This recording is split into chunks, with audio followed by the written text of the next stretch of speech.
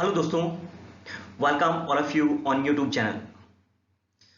Students, मैं निखिल त्यागी आप लोगों के साथ में हूं और आज बच्चों 10 जुलाई का द हिंदू का एडिटोरियल मैं डिस्कस करने वाला हूं। सबसे पहले आप लोग को एक बात बता दूं, अगर आप बैंकिंग पीओ दे रहे हैं, चाहे वो आरआरबी दे रहे हैं या आईबीपीएस दे रहे हैं या एसबीआई देने वाले हैं, तो स्टूडेंट्स मेरा जो एडिटोरियल है वो लास्ट तक आप देखा करें। जितनी भी वोकैबुलरी आप लोगों के पास आती है ना, मैं यहां पर वो सारे डिस्कस करता हूं। वोकैब के साथ साथ पूरी एक अप्रोच भी मैं डिस्कस करने वाला हूं जो आपके एग्जाम के लिए बहुत ही यूजफुल होगी। हो सकता है स्टार्टिंग में थोड़ा सा बोरिंग लगे, लेकिन अगर स्टूडेंट्स मेरे साथ आप 3 मंथ्स भी रह गए तो देखिएगा आपको एक एक वोकैब क्लियर होगी और न्यूज़पेपर बहुत जल्दी से आप रीड आउट कर पाओगे।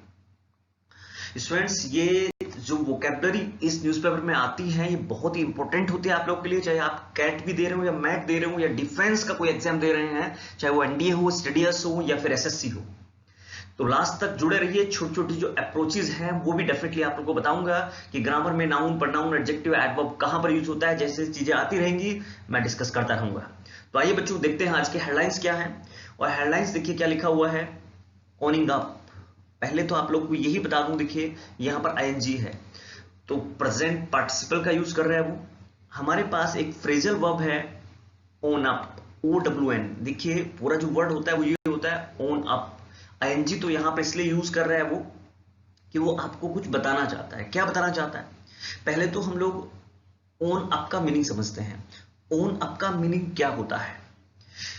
ओन अप का मीनिंग होता है बच्चों admit to having done something wrong और एम्ब्रेसिंग। मतलब क्या हुआ कि कुछ भी गलत काम को जब हम लोग स्वीकार करते हुए मान लेते हैं तो ओन अप एक फ्रेजल वर्ब है। और वोकैब के लिए आप लोग को बता दूं कि मैंने लास्ट में जो स्लाइड है उस लास्ट में मैंने सबका मीनिंग लिखा हुआ है। आप लोग सोच रहे हो सर इतनी वोकैब आती है न्यूज़पेपर में, कैसे होगा? बच्चों ये टेंशन लेने की जरूरत नहीं होती। जानते हो क्या, जब हम डेली न्यूज़पेपर पढ़ते हैं तो ये वोकैबुलरी रिपीट भी होने वाली है। तो हम लोग क्या करेंगे, 3 मंथ्स का 1 बाय 1 करके पढ़ेंगे और 3 मंथ्स बाद ये सारी वोकैबुलरी अब रिपीट होने लगेगी तो आपको रियलाइज हो जाएगा कि हम लोगों ने क्या पढ़ा है। तो जो वोकैबुलरी लास्ट पेज पर मैं डिस्कस करता हूं, चाहे वो एसएससी के स्टूडेंट हो या फिर आप बैंकिंग के एग्जाम दे रहे हो, पीओ, क्लर्क या मैट, कैट, कोई भी एग्जाम दे रहे हैं बच्चों जिसमें कॉम्पिटिटिव में इंग्लिश आती है, तो ये न्यूज़पेपर का डिस्कशन बहुत इंपॉर्टेंट होगा आपके लिए। तो मेरी स्लाइड को जब आप देखते हैं, मेरे न्यूज़पेपर को डिस्कशन को जब आप देखते हैं तो कॉपी पेन उठाकर बैठा करें और एक एक वर्ड नोट किया करें बच्चों। बार बार सुना करें, बार बार नोट किया करें, चीजें क्लियर हो जाएंगी। तो ओनिंग अप का मतलब क्या हुआ बच्चों? अपराध को स्वीकार करते हुए। देखिए मैंने कहा किसी चीज, कोई चीज गलत है उसे स्वीकार करते हुए जब हम कुछ बात करते हैं तो कह रहा है ओनिंग अप, अपराध को स्वीकार करते हुए टू जजमेंट, क्रिमिनलाइजेशन। क्रिमिनल सब लोग समझते हैं क्या है, क्रिमिनलाइजेशन इन पॉलिटिक्स। कह रहा है राजनीति में जो निर्णय दिया है, किस राजनीति में जो जजमेंट है किसका, क्रिमिनलाइजेशन का, अपराधीकरण है।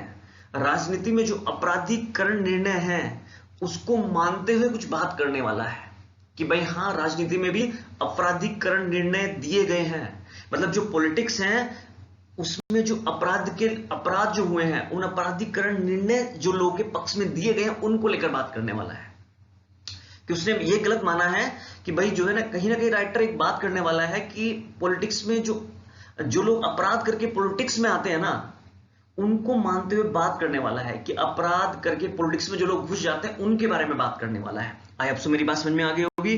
जजमेंट का हिंदी मीनिंग क्या होता है, निर्णय, और क्रिमिनलाइजेशन समझ गए होंगे। अपराधीकरण को लेकर किसमें बात की है, राजनीति में बात करने वाला है। तो आइए फर्स्ट सेंटेंस लिखते हैं हम लोग। क्या दिया, द फरवरी 2020। अब देखिए राइटर कोर्ट के बारे में बता रहा है कि कोर्ट ने पॉलिटिक्स को लेकर और उसके साथ साथ जो अपराध हुए हैं, भाई अपराध करके आप देखते हैं बहुत सारे लोग हैं। देखो आज की न्यूज है भाई, मैं विकास दुबे की अगर बात करूं तो आज आपने पढ़ा होगा कि विकास दुबे जो है ना कहीं से विधायक भी थे, राजनीति में उनका अच्छा बोलबाला था, है ना। तो लोग अपराध करके फिर पॉलिटिक्स में आ जाते हैं, तो कहीं ना कहीं उसी के लेकर बात करने वाला है। देखिए द हिंदू का जो एडिटोरियल है ना यार, वो बहुत ही इंपॉर्टेंट है आप लोग के लिए। कह रहा है द फरवरी, देखिए द क्यों लगाया, क्योंकि वो 2020 फरवरी की बात कर रहा है कि 2020 में जो ये फरवरी गई है, order pushes the envelope further. कुछ ऑर्डर पुश किए हैं, कुछ ऑर्डर निकाले हैं। द एनवलप कि पूरा एक लिफाफा जारी कर दिया है, किसका, ऑर्डर का, कुछ ऑर्डर दिए हैं। एनवलप बच्चों नाउन है, ऑर्डर यहां पर वर्ब है, ऑर्डर पुशेस, समझ गए ना।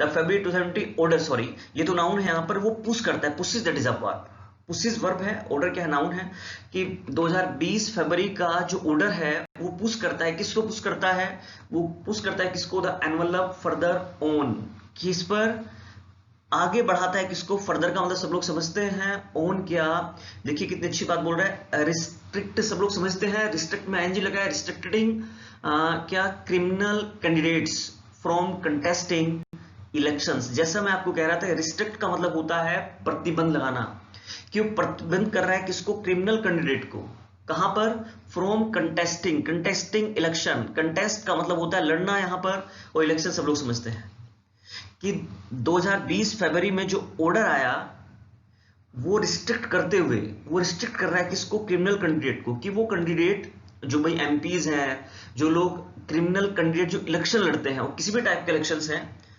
कि वो इलेक्शंस ना लड़े हैं, रिस्ट्रिक्टिंग करते, प्रतिबंधित करता है वो किसको, कि उनको, कि from contesting election, contesting election मतलब इलेक्शन को वो इलेक्शन ना लड़े, उसको वो प्रतिबंधित करते हुए कुछ कहना चाह रहा है, क्या कहना चाह रहा है देखते हैं। तो एनवलप का मीनिंग समझ गए होंगे, मतलब एक ऐसा आवरण, एक ऐसा एटमॉस्फेयर तैयार कर दिया है, पुशीदा एक ऐसे एटमॉस्फेयर को पुश कर रहा है आगे, कि जो कैंडिडेट क्या है, अपराध करते हैं, कि वो इलेक्शन ना लड़े।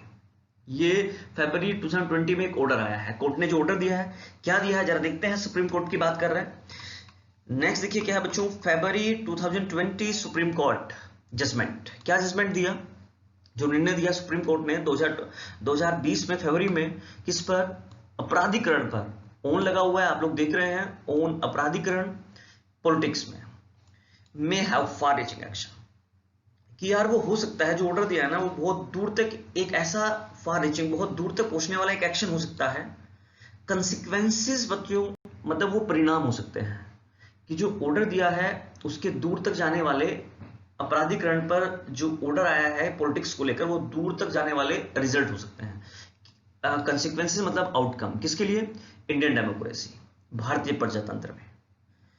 आई होप सो मेरी बात समझ में आई होगी, कि फरवरी 2020 में सुप्रीम कोर्ट ने जजमेंट दिया है कि अपराधीकरण के ऊपर, जो पॉलिटिक्स में अपराधीकरण हो रहा है, और ये हो सकता है बहुत दूर तक एक रिजल्ट निकल कर आए इंडियन डेमोक्रेसी को लेकर। डेमोक्रेसी मतलब बच्चों प्रजातंत्र। अगर आप बच्चों बिल्कुल जीरो स्टूडेंट है ना, तो उनसे जुड़े, लिखिए कंसिक्वेंसेस का मतलब होता है रिजल्ट, क्या होता है, रिजल्ट होता है आउटकम, किसके लिए आएगा, एक आउटकम होगा, वो एक रिजल्ट होगा, इंडियन डेमोक्रेसी, डेमोक्रेसी मतलब प्रजातंत्र, जहां से प्रजा की सत्ता होती है, जहां से प्रजा ही राज करते हैं, उसे डेमोक्रेसी बोला जाता है। कह रहा है इट, अब इट किसके लिए बच्चों, वो समझ गए होंगे, जो ऑर्डर आया है, it will be first implemented, ये फर्स्ट इंप्लीमेंटेड किया जाएगा, लागू किया जाएगा, इंप्लीमेंटेड का मतलब, इंप्लीमेंट का मतलब होता है लागू, अप्लाई, कहां पर, इन कमिंग बिहार इलेक्शन, जो आने वाले हैं, जो कमिंग इलेक्शन है, कहां पर, बिहार में भाई, बिहार की जो कमिंग इलेक्शंस हैं उनकी वो बात कर रहा है। आई होप सो मेरी बात समझ में आई होगी, यहां तक बात क्लियर है ना सब लोग को, आई होप सो। तो आइए आगे देखते हैं, आगे क्या बोल रहा है,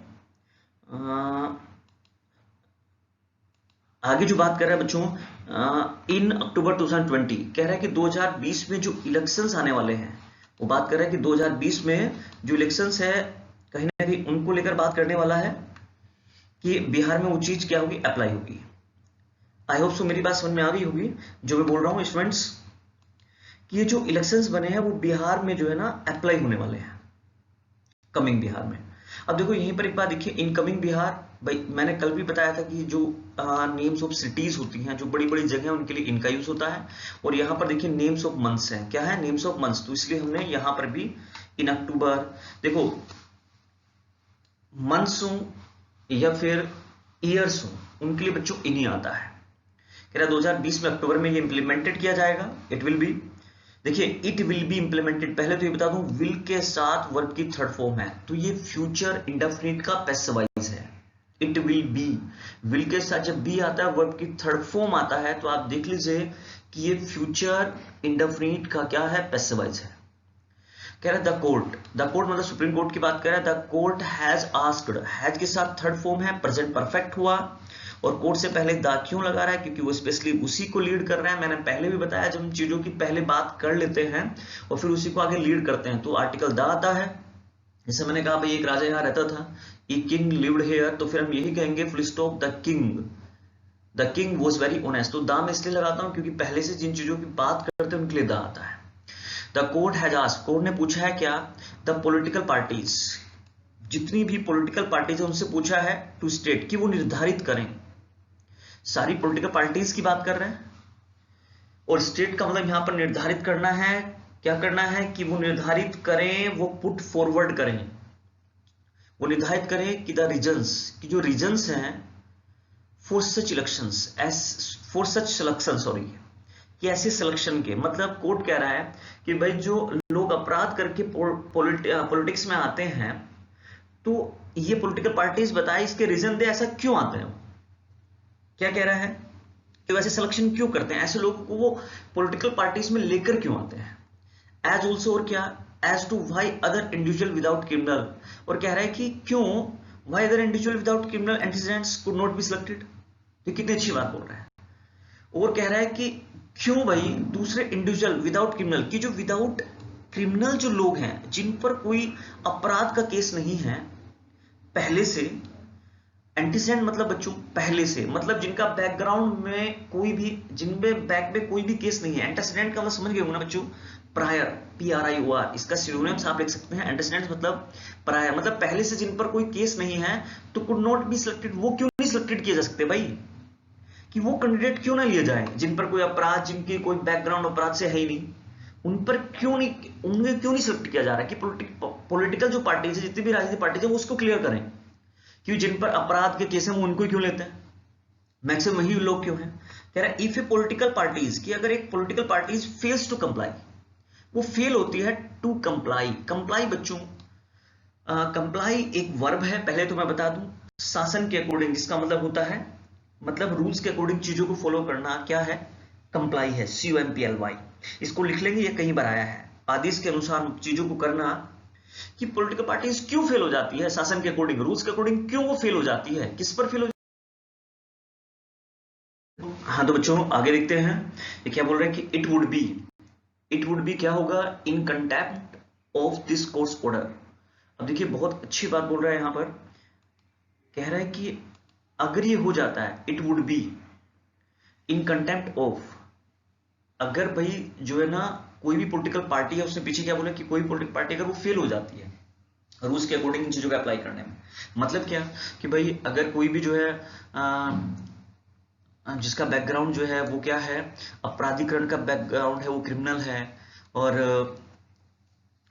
उसको पार्टी में लेकर आती है, और वो उसको अप्लाई करने में अगर वो फेल हो जाती है, तो क्या होगा, it would be in contempt. Contempt का मतलब होता है बच्चों क्या, तिरस्कार होगा, ये अपमान होगा, किसका, of this courts order, court का जो ऑर्डर है उसका अपमान होगा, या फिर क्या होगा, वो डिसरिएक्शन होगा, मतलब कोई रिएक्शन लिया ही नहीं उन्होंने। फिर अभी उसने पीछे क्या बोला है, देखिए राइटर कह रहा है कि भाई अगर जितने भी लोग हैं जो पॉलिटिकल पार्टी से जुड़े हुए लोग हैं, मतलब जो अपराधीकरण वाले लोग हैं जो पॉलिटिकल पार्टी में आ रहे हैं, कि वो कह रही है कि भाई उनको क्यों ना ले जो जो विदाउट क्या है, क्रिमिनलाइजेशन है, मतलब जिन पर कोई अपराध का मुकदमा नहीं है, जो अपराधीकरण नहीं है, वो पार्टी में क्यों नहीं आ सकते भाई, इसका जो है डिटेल दो।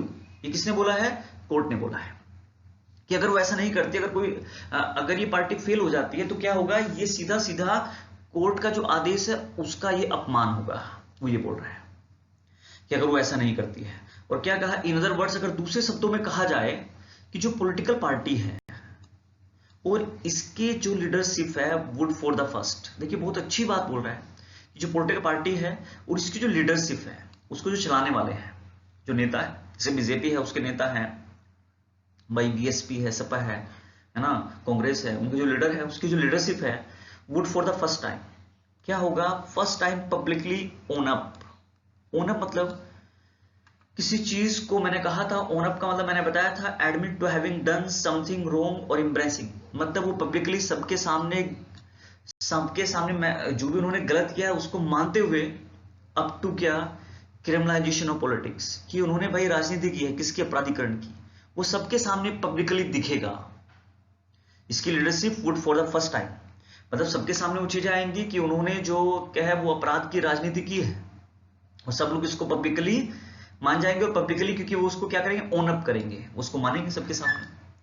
कह रहा है दे हैड बीन डिनाइंग, वो क्या कर रहे थे, दे हैड बीन, जितने भी लोग थे मतलब जो अपराध से जुड़े हुए लोग कहाँ है, राजनीति में आए हैं, उस चीज को क्या कर रहे थे, दे हैड बीन डिनाइंग, देखिए पास परफेक्ट कॉन्टिन्यूअस, उसको मना कर रहे थे इन सब चीजों को कि उनके पास कोई मुकदमा नहीं है, उन्होंने कोई क्रिमिनल नहीं किया है। अभी आपने देखा होगा जैसे अभी ये दुबे साहब जो विकास दुबे हैं, इनके बारे में क्या है भाई, एकदम पूरा क्रिमिनल रिकॉर्ड मिला है, और फिर वो किस में थे, पॉलिटिक्स में थे, राजनीति में थे, तो वो तो बिल्कुल नेग्लेक्ट कर रहे थे कि मैंने तो कुछ ऐसा किया ही नहीं। आपने देखा होगा पहले उनकी जो है ना वीडियो क्लिप्स आई है, कह रहा है इन मतलब दीज ईयर्स, भाई इन सालों में ना, मतलब पिछले जो जितने भी साल गए हैं उसको मना कर रहे थे कि हमारे पास कोई बैकग्राउंड है ही नहीं।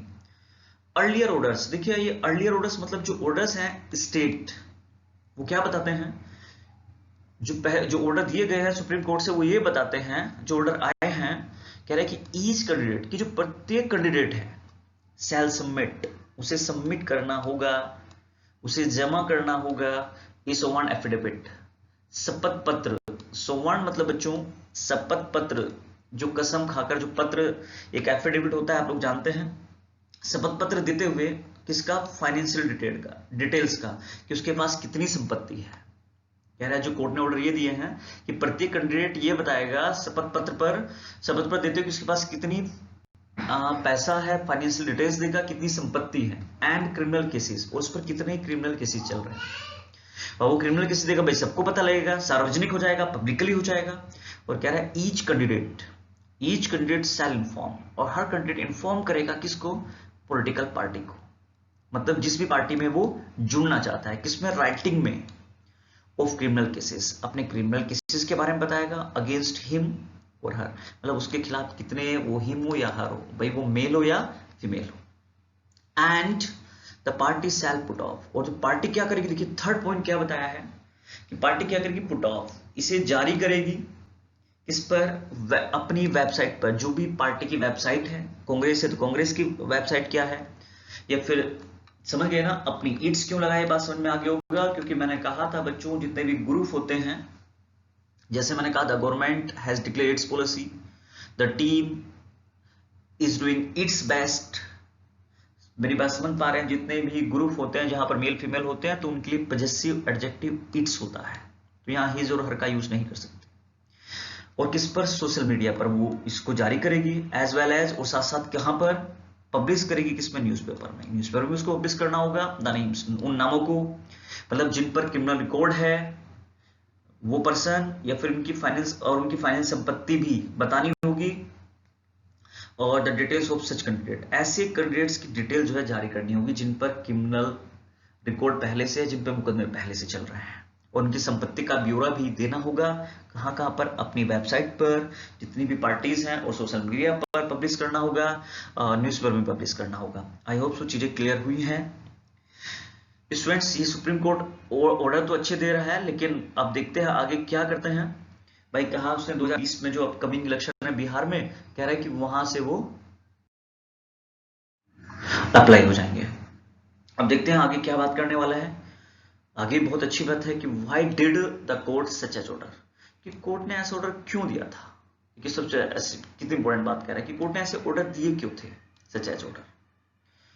कह रहा है कि द जजमेंट, देखो उसका रीजन बताया है कि कोर्ट ने ऐसा ऑर्डर क्यों दिया कि जो क्रिमिनल लोग हैं जो पार्टी में आ जाते हैं, कि ऐसा ऑर्डर क्यों दिया कि वो अपनी संपत्ति भी बताए, उन पर कितने केसेस है, उसका रीजन क्या है, वो रीजन अब डिस्कस करने वाला है।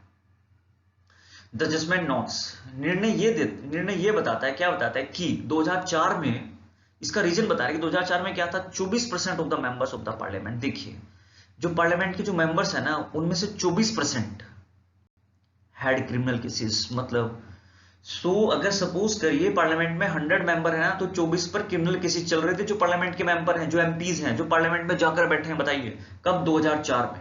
ऐसा सुप्रीम कोर्ट ने इसलिए ऑर्डर दिया कि भाई उनका बैकग्राउंड 24% है, और जो उनके अगेंस्ट जो है पेंडिंग केसेस हैं, कह रहा है had criminal cases pending against them, 24%, बताइए उनके खिलाफ क्या है, जो पेंडिंग केस हैं।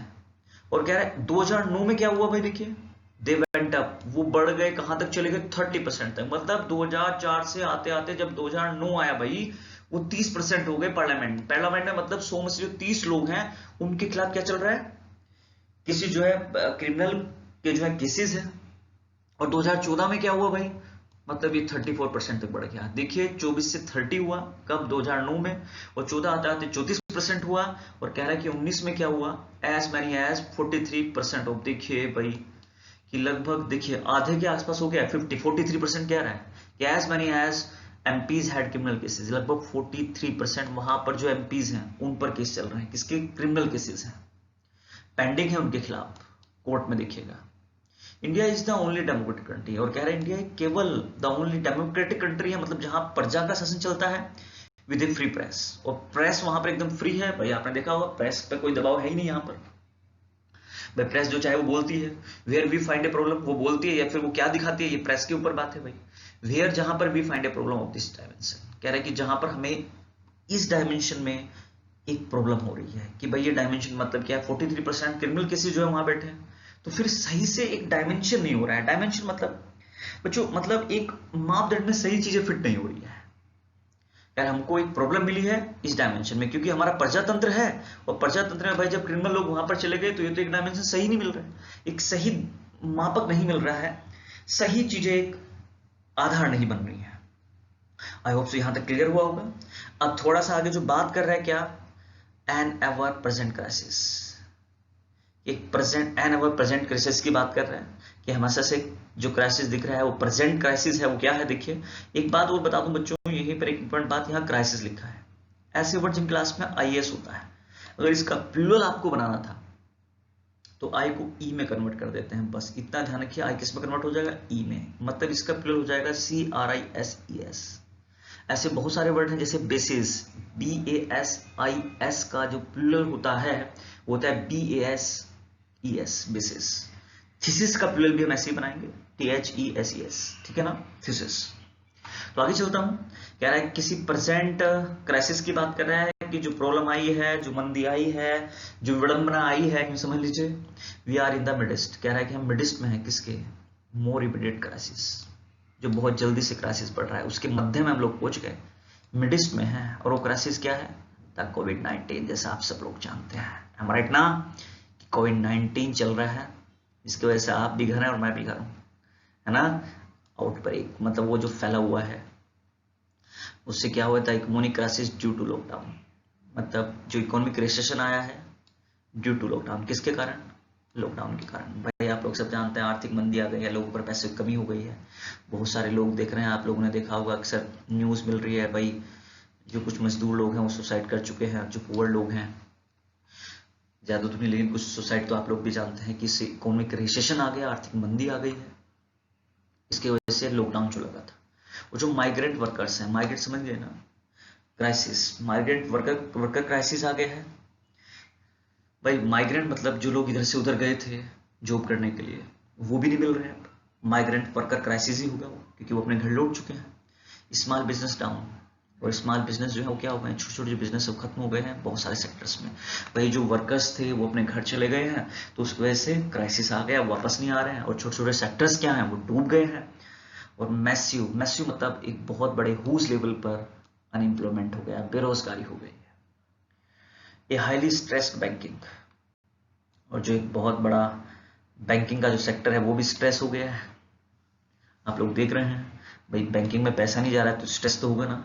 एंड फाइनेंशियल सेक्टर मतलब वो डूब गए हैं, कहीं ना कहीं क्राइसिस हो गया। एंड नाउ द कन्फ्लिक्ट, और अब कन्फ्लिक्ट बन गया है, कन्फ्लिक्ट मतलब विरोधाभास बन गया है विद चाइना।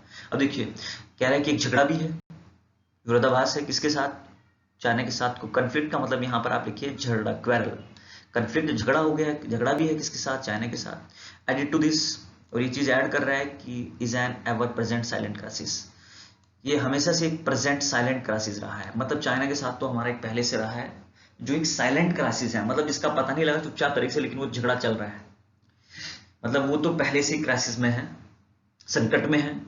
क्राइसिस का मतलब सब लोग जानते हैं, संकट पहले से चाइना के साथ रहा है। और द स्टडी डिटोरिएशन, स्थायी रूप से, स्टडी मतलब स्थायी रूप से क्या हो रहा है, डिटोरिएशन हो रहा है, मतलब चीजें डूब रही हैं, खत्म हो रही हैं।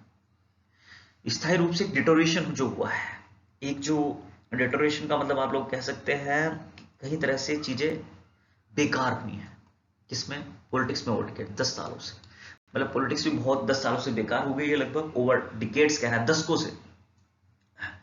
और विद द डिक्लाइनिंग मतलब झुकना, विद द डिक्लाइन एसिलरेटिंग लगातार मतलब चीजें कम हुई है, मतलब पॉलिटिक्स जो है वो गिरी है, एसिलरेटिंग हुई है इन द पास्ट 16 ईयर। कह रहा है पॉलिटी में बहुत बुरा हुआ है, वो बहुत थर्ड लेवल की पॉलिटी हो गई है लगभग पिछले 16 सालों से लगभग, वो कह रहा है। एसिलरेट मतलब स्पीड अप, एसिलरेट का मतलब आप देख लीजिए क्या, एसिलरेट का मतलब होता है स्पीड अप, मतलब चीजें बहुत तेजी से बढ़ी हैं, डिक्लाइन हुई है। पॉलिटी मतलब खराब हो गई है, बहुत लो स्तर की पॉलिटिक्स हो गई है, कहीं ना कहीं वो ये बात कर रहा है।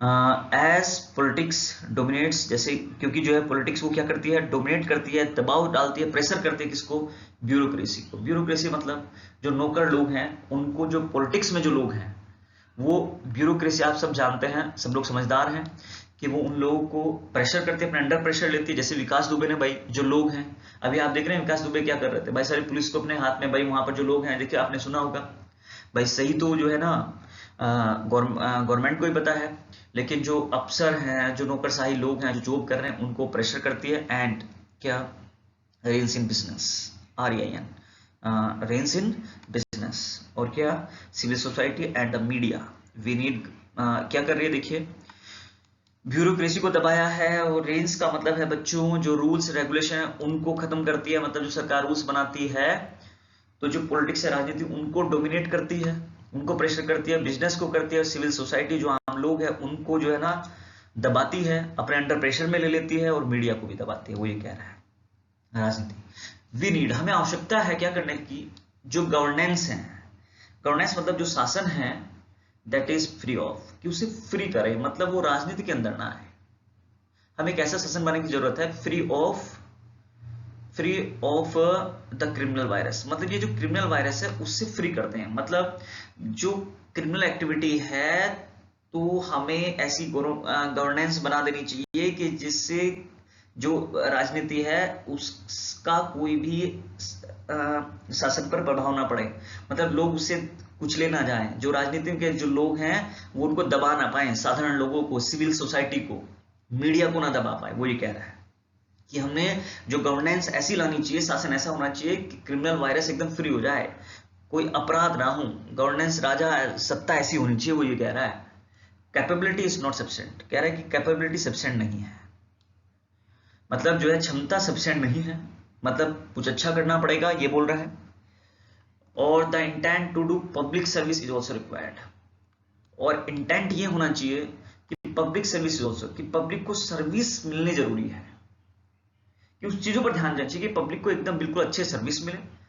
कह रहा था ब्रिटिश वर कैपेबल, कह रहा है देखिए ब्रिटिश कैपेबल थे but we still did not want them, लेकिन आज भी we did not want them, हम उनको नहीं चाहते हैं, मतलब स्टिल, मतलब वो कहीं ना कहीं ब्रिटिश जो थे, देखो ब्रिटिश कह रहा है कि जो ब्रिटिश लोग थे वो इस चीज में कैपेबल थे कि मतलब सही तरीके से वो शासन करते थे, तो कह रहा है कि आज भी हम उनको, we still did not want, हम उनको नहीं चाहते थे, वी स्टिल, तब भी हम इनको नहीं चाहते थे, कह रहा है वी स्टिल।